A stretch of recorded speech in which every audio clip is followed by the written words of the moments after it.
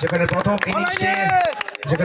ইনিংসে প্রথম বল থেকে উইকেট এসেছিল, আর এখানে দ্বিতীয় ইনিংসে প্রথম বল নো এবং 4টি রান। আর এই মুহূর্তে মুম্বাই ইন্ডিয়ান্স টসে জিতে ব্যাটিং এর সিদ্ধান্ত নিয়েছেন।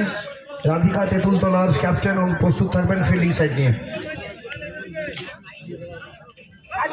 আর এবার কিন্তু ডট বল, প্রথম বল থেকে 5 রান, প্রথম বল হয়নি 5 রান এসেছিল, আর এখানে প্রথম বলটা এই ওভারে ডট বল থেকে শুরু হবে। অবশ্যই এখান থেকে ভালো বলটা কিন্তু করেন দেবাংশ, প্রতি মুহূর্তে বলতে পার করেন, সেই ধরনের শুরুটা আবারও করতে হবে। আর গৌতম এবার ডট বল, আসলে অনেকটা যেন ছটফট করছিল মাঠের মধ্যে।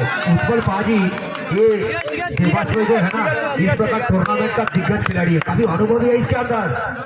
किस्मत खराब है, उसका ऑफ जा रहा है, वर्रा ये तो हल्ला बोल मचा देते हैं, हल्ला मचा देते हैं इस प्रकार टूर्नामेंट। आपको क्या लगता है? मेरे ख्याल से यही लगता है। हल्ला मचाते हैं और मचा भी रहे हर मैदान पे, लेकिन स्थिति कुछ अलग है। और এই 4টি কিন্তু পেসারটা রিলিজ করবে গৌতমের উপর থেকে, এখান থেকে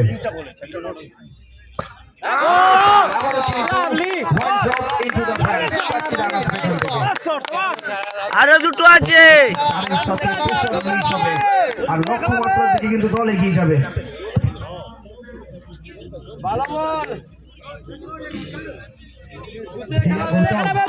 आप जो उनके साथ इतना खुशियां मना रहे हैं, जिसके साथ अपने बल्लेबाज जो है गिंडा, शुक्र करो कि अभी जिंदा है, वरना ऊपर चला जाता इस एक्सीडेंट की वजह।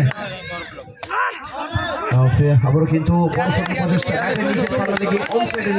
আর একটা লাগবে, আরো দুটো আছে। ম্যাচটা কিন্তু দুটি বড় দলের মধ্যে চলছে এই মুহূর্তে। লক্ষ্যমাত্রা 76, গৌতম রয়েছেন সাথে রয়েছে কিংবা 14 রানে দল পৌঁছে গেছে এখান থেকে।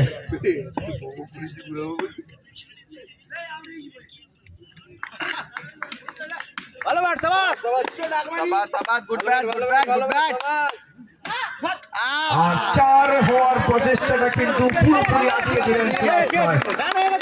প্রথম উইকেটের পরে ব্যাট করতে এসেছিলেন, ব্যাটার এই মুহূর্তে সুরাশ্রয় করছিলেন, ফিল্ডিং এর 7টা প্রয়োজন হয়েছে ম্যাচে।